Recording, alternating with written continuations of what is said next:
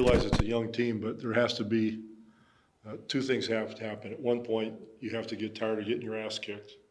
And secondly, you have to understand that it's a 48-minute game.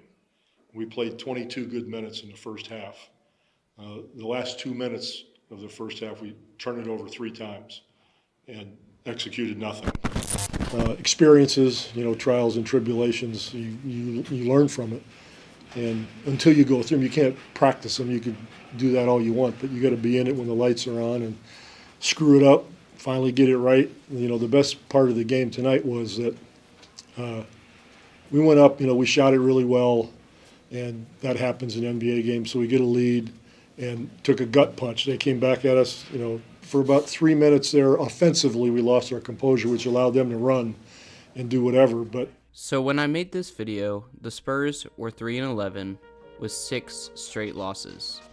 Now they are 3-19 with 17 straight losses. So things have gotten even worse. The Spurs went from front page NBA must watch for Wemby to borderline unwatchable. So let's start with my original script, and then I'll continue with the rest of what I have to say.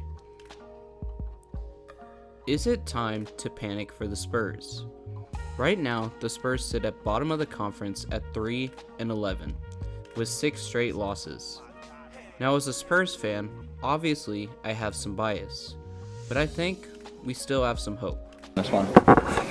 What? Obviously not for a championship, I'm not that delusional. But I think everyone saying to blow the team up and start trading people away is also equally delusional. People seem to think that drafting Wembanyama was going to automatically fix all of our problems, and that's just not correct. Now I can summarize a lot of the criticism and losses all in one statement that you've probably already heard before. The team is very young. Well, as I said, you've probably heard that before, but what does it exactly mean and entail? How does this summarize the team's issues? Well, a lot of the team's issues come from lack of experience. The first issue I want to point out, and the one Pop touched on, is stamina.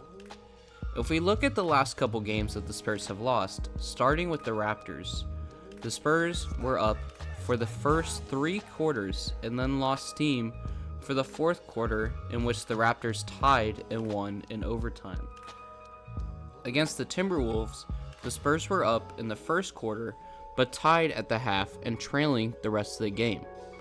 Against the Heat, the Spurs were up all 3 quarters, then lost to the Heat by 5 in the 4th quarter. Against the Kings, the Spurs won the first quarter, were tied by the 2nd and 3rd, then lost the 4th. Against the Grizzlies, they were up all 3 quarters by almost 10 points, then lost the 4th again. You can see the pattern here. The biggest issue is pacing, stamina, and simply closing out games. As these examples show, and again, as Pop pointed out, the Spurs tend to be outscored or make a lot of mistakes in the final minutes of the game. Poor shot selection, sloppy mistakes, poor decisions, and so on. They simply fall apart, completely and utterly. The good news is that this is coachable. With the team being so young, the ability to pace the team and keep stamina to close out these games will come with experience. With a great coach like Pop, the team will be able to chip away at some of these issues. Some teams, even with veteran players, have suffered with this issue. I had talked previously about the problems the Bucks faced with Mike Budenholzer, in which the Bucks would give up in 4th quarter or Game 7 situations. Another problem the Spurs have is their court vision, and not capitalizing on open assist opportunities or using Wemby or other players to their best ability. The Spurs are very low on the assist rankings, and they have been missing too many opportunities to pass the ball out for easy points. Instead, they've been taking too many contested shots. If we go to the Thunder game, the Spurs got absolutely demolished. I will preface this by saying that they had some injuries, but our field goal percentage was less than 40, and the shots the Spurs took were consistently sloppy. The next biggest issue is defense. Now the Spurs have some real defensive talent with people like Sohan and Wembanyama. Wembanyama had 8 blocks against the Grizzlies, but those made up 8 out of only the 9 blocks that the team had. They can't rely solely on Wemby. Last year, they were bottom in team defensive rating and currently are just above the Charlotte Hornets at 29th this season. While outscoring in offense tend to win games in this modern era, that is still not reason enough to ignore defense entirely. With one of the worst defenses in the league right now, the Spurs are getting demolished with games like the Pacers scoring over 150 on them. Well, how does this relate to them being a young team? Well, again, the league has shifted for a long time. Older players focus more on defense because they played in a league where it still had some value. Nowadays, rookies try to work on their offensive game rather than anything, because that's what scouts and GMs look for now. Who can score the most points? This means less defensive practice for those younger players and a less polished defensive game. In order to fix this problem, a coach would have to shake this stigma out of them and encourage them to practice their defense as well as practicing their shots. Alright, let's get back to the present. Everything I just said is still true, but there are still a lot of underlying issues I need to break down. The Spurs' average point differential is almost negative 13 points. That is the worst in the NBA. Even the Detroit Pistons, who have lost 20 games in a row, are not just 1, but 2 spots ahead of them with only negative 10.1. This is consistent with last year, where the Spurs were also last with negative 10.1 and the Pistons had negative 8.7. Again, a lot of these happen in the last few quarters or minutes of the game, where the opposing team goes on huge runs. But this still does not account for this big of a margin. One part of this as well, as crazy as it may sound to say, is Wemby himself. Wemby is going to be an amazing player for the Spurs, but right now he is still a rookie, and the Spurs have fallen into a similar problem they've had for years, which is too many big men. People like Keldon Johnson and Zach Collins, while not being in the superstar status that Wemby is headed to, had proven their usage and efficiency over the past few years, and are having their minutes taken away from them as Wemby gets situated into his role. Wemby also needs to fix his decision making in his plays as well. Wemby being a rookie makes him unsure if he should take charge or pass it out at certain times. He needs to further accept his role and play with confidence as the leader of the team, as well as focus on his strengths, like honing the Kareem skyhook he said he was trying to focus on and work into his game. If that happens, the league is over. But let's talk more about the minutes and position issues we mentioned a second ago, and transition that into one of the most controversial points about this current Spurs team.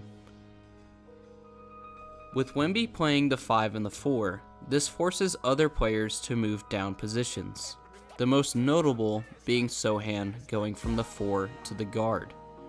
The Spurs have been trying to use Sohan at the point guard position, and it simply has not been working. If we look at film, Sohan has been making bad playmaking and poor decisions when people like Wembanyama are completely opened with a better shot percentage and shot selection. This is not me trying to hate on Sohan by any means. Me and Clan the Spurs fan were some of the first to love Sohan and comment on his playing ability. But the point guard position is one of the hardest positions to play, and Sohan has not been playing it well so far. This ties back to one of my original points on playmaking as a young team that I discussed earlier. Sohan has a lot of tunnel vision as a point guard, and also is not dominant enough at the point to make the defenses converge to create openings. The main argument for Sohan to be at this role is that it will not be permanent. The consensus currently is that Sohan will be developed this way into more of a Draymond Green role that knows how to pass it out from the 4 position on the floor because of his experience as a guard. Or as others have put it, they're making him the secondary or tertiary facilitator by first making him experience the primary facilitator. However, others have argued that by doing this, the Spurs are then prioritizing Sohan's development over Wemby's, which would be moronic comparing their 2 ceilings next to each other. Many have also argued to have Tre Jones at this spot because, for one, he's an actual point guard. Because of this, the offensive efficiency and net rating for the Spurs drastically shoots up when he is on the floor with Wemby. That's because, again, he's an actual point guard. He can read the floor a lot better and has that experience and can boost other players like Wemby or Keldon or anyone to a better usage rating and potential. Now, Tre Jones is not the ultimate solution or the fix-all point guard for the Spurs, but at least for offensive efficiency for the time being, it definitely fixes a lot of leaks the Spurs currently have in their piping. And the Spurs are definitely better with him at the position over Sohan. But what do you guys think? Do you think the Spurs need to change things up, or just keep being patient as I said? Let me know in the comments, and don't forget to subscribe and share the video around. I'm on 675 subs and trying to hit 750 soon. And as always, I love you guys, and I'll see y'all in the next one.